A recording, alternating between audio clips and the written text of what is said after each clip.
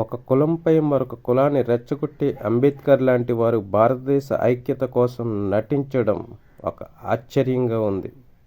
పుచ్చలపల్లి సుందరయ్య రెడ్డి. వీడు పుచ్చలపల్లి సుందరయ్య రెడ్డి అనాలా, ఎర్రిముండా కొడుకు అనాలా? ఈ దేశద్రోహులని. అంబేద్కరు రాజ్యాంగం అర్థమైంది ఇదే. జయరాజు లేక వరహాలరావు, సిపిఐ, సిపిఎం, కమ్యూనిస్టులు మీరు ఎప్పటికీ భారత రాజ్యాంగానికి విద్రోహులే. కమ్యూనిస్టులు మీరు ఎప్పటికీ అంబేద్కర్కి వ్యతిరేకులు. పరదేశీ మనువాదానికి మీరు బూర్జువా బానిసలు.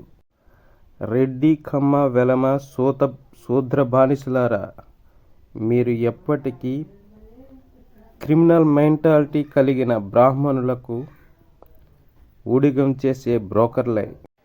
కులగజ్జని, కులోన్మాదాన్ని, హింసావాదాన్ని మోసే మూర్ఖులే మీరు ఎప్పటికీ.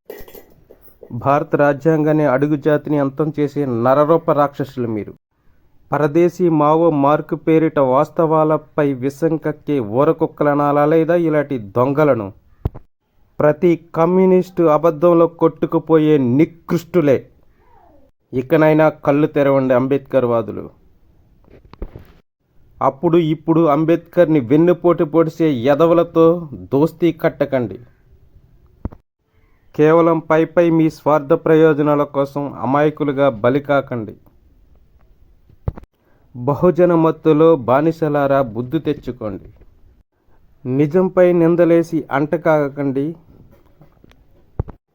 అబద్ధపు సిద్ధాంతాల కాడ సలిమంటలై చనిపోకండి. మరి ఇప్పుడు మీరెందుకురా అంబేద్కర్ రాజ్యాంగాన్ని చేతపట్టారు? నాటకం అనాలా, ఎదవ డ్రామా అనాలా?